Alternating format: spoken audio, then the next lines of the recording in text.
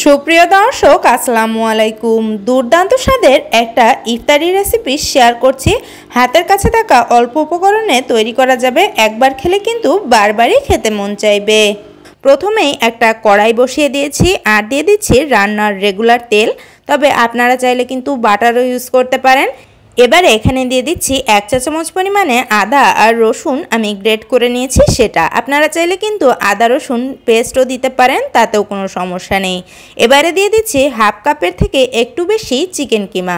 আপনারা এ পর্যায়ে চিকেনটাকে খুবই ছোট টুকরো করেও এখানে ইউজ করতে পারেন, তাতেও কোনো সমস্যা নেই। একটু নেড়েচেড়ে মিশিয়ে দিচ্ছি। এবারে এখানে দিয়ে দিচ্ছি স্বাদ মতো লবণ, হাফ চা চামচ পরিমাণে কালো গোলমরিচের গুঁড়ি, আপনারা চাইলে সাদাটাও ইউজ করতে পারেন, 1 চা চামচ পরিমাণে মরিচের গুঁড়ি। তবে মরিচটা আপনারা আপনাদের স্বাদ অনুযায়ী বাড়িয়ে কিংবা কমিয়েও দিতে পারবেন। এখন সব কিছু একসাথে খুব ভালোভাবে নেড়েচেড়ে মিশিয়ে নিচ্ছি আর চিকেনটাকে 5 থেকে 6 মিনিট সময় নিয়ে একটু ভেজে নিতে হবে, যাতে করে চিকেনটা পুরোপুরি সিদ্ধ হয়ে যায়।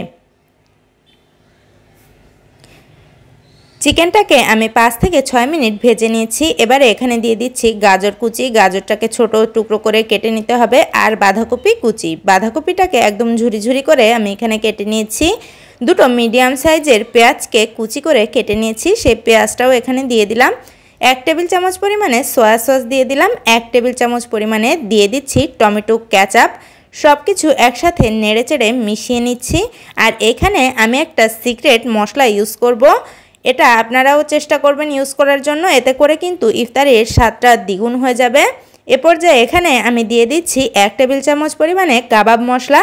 তবে হাতের কাছে কাবাব মশলাটা না থাকলে রেডিমেড যে মাংসের মশলা থাকে ওটা দিলেও হবে, অথবা আপনারা চাইলে কিন্তু চাট মশলাও ইউজ করতে পারেন।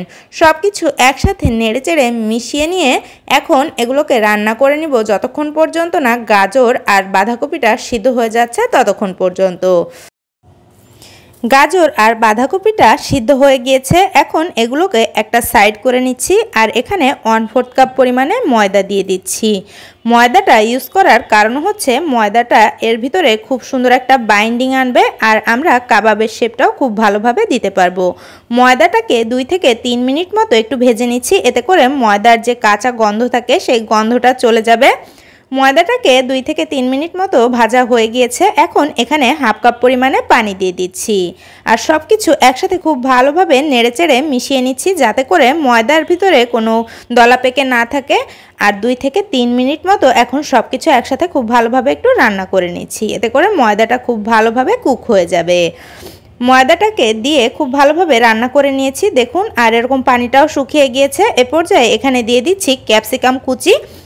এখানে ক্যাপসিকামটা সব শেষেই দেওয়ার জন্য চেষ্টা করবেন, ক্যাপসিকাম কিন্তু ওভারকুক হয়ে গেলে খেতে ভালো লাগে না। ক্যাপসিকামটা দিয়ে সব কিছু নেড়েচেড়ে একসাথে মিশিয়ে নিয়ে এখন চুলাটাকে বন্ধ করে দিচ্ছি আর এই কাবাবের মিশ্রণটাকে চুলা থেকে নামিয়ে নিচ্ছি। কাবাবের মিশ্রণটাকে চুলা থেকে নামিয়ে নিয়ে কিছুটা ঠান্ডা করে নিয়েছি। এবারে কাবাবের শেপ দিয়ে দিব। প্রথমে হাতের তালুতে একটু তেল মেখে নিয়েছি, এখন আমি কাবাবের শেপটা দিয়ে দিচ্ছি।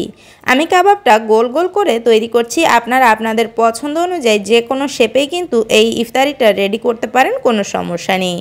প্রথমে হাতের তালুতে একটু তেল মেখে নিলে আর হাতে আটকে যাবে না।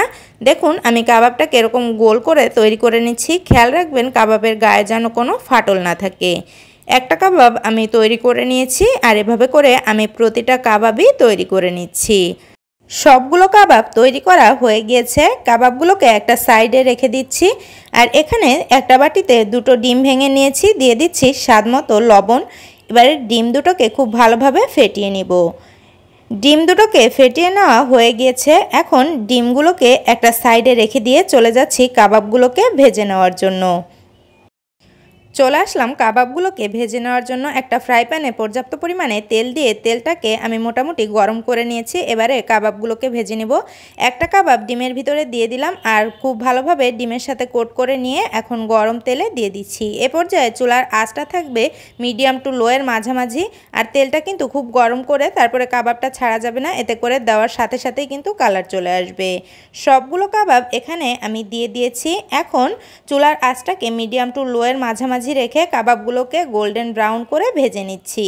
কাবাবগুলোর একটা সাইড ভেজে নেওয়া হয়ে গিয়েছে। এখন কাবাবগুলোকে আমি উল্টে দিচ্ছি। এরই মাঝে ছোট্ট একটা অনুরোধ, আপনি যদি আমার চ্যানেলে নতুন হয়ে থাকেন প্লিজ আমার চ্যানেলটিকে সাবস্ক্রাইব করে আমার সাথেই থাকবেন। কাবাবগুলোর অপর পাশটাও ভেজে নেওয়া হয়ে গিয়েছে। এখন কাবাবগুলোকে আমি তেল থেকে উঠিয়ে নিচ্ছি। রেডি হয়ে গেল আমার ভীষণ মজার ইফতারি। এই রেসিপিটা বাসায় ট্রাই করে দেখবেন, খেতে কিন্তু দারুণ মজা। ছোট থেকে বড় সবাই খুবই বেশি পছন্দ করবে।